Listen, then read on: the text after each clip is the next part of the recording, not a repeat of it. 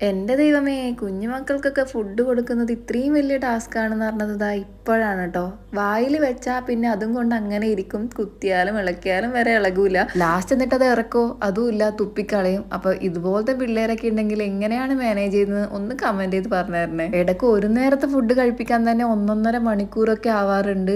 അപ്പോൾ എനിക്ക് ഇതുപോലത്തെ വർക്കൊന്നും ചെയ്യാനും പറ്റാറില്ല. അങ്ങനെ ഒരു ദിവസമായിരുന്നു ഇന്നലെ. അപ്പോൾ ഞാൻ വെറുതെ സ്ക്രോൾ ചെയ്ത് നോക്കിയപ്പോൾ എൻ്റെ ഒരു പഴയ വീഡിയോ കണ്ടു. ഒരു 3 വർഷത്തെ പഴക്കമുണ്ട് കേട്ടോ ഈ ഒരു വീഡിയോക്ക്. ചെയ്തത് നല്ലൊരു ക്യൂട്ടായിട്ടുള്ള ഒരു വർക്കാണ്. പക്ഷെ ആ ഒരു സമയത്തൊന്നും എനിക്ക് നല്ല വ്യൂവേഴ്സ് ഒന്നും ഉണ്ടായിരുന്നില്ല. അതുകൊണ്ട് തന്നെ ഈ ഒരു വർക്കൊന്നും ആരും കണ്ടിട്ടുണ്ടായിരുന്നില്ല. അപ്പോൾ ഞാൻ വിചാരിച്ചു അതൊന്ന് ഷോർട്ടാക്കി ഇട്ട് കഴിഞ്ഞാൽ ആർക്കെങ്കിലും യൂസ്ഫുൾ ആണെങ്കിൽ ആയിക്കോട്ടെ. നല്ലൊരു ക്യൂട്ടായിട്ടുള്ള വർക്കാണ്. ഗീയും അതുപോലെ തന്നെ ഹണിയൊക്കെ വാങ്ങിക്കുമ്പോൾ കിട്ടുന്ന ബോട്ടിൽ ഉണ്ടെങ്കിൽ നമുക്ക് ഈസി ആയിട്ട് ചെയ്തെടുക്കാൻ വേണ്ടി പറ്റും. സിമ്പിളാണ്. ഇതിൽ കോമഡി ആയിട്ടുള്ള ഒരു കാര്യം എന്താ വെച്ചാൽ പഴയ വീഡിയോസിലൊന്നും സംസാരിക്കാൻ പറ്റാണ്ട് ആകെ പേടിച്ച് വരച്ച് വിറങ്ങലിച്ചിട്ടുള്ള ഒരു ഇൻട്രോ ഒക്കെ ഉണ്ട്. കണ്ടിട്ട് എനിക്ക് തന്നെ ചിരി വരുന്നുണ്ട്. ആ ഒരു വീഡിയോന്റെ ലിങ്ക് ക്യാപ്ഷന്റെ മുകളിൽ പിൻ ചെയ്തിട്ടുണ്ട് കേട്ടോ.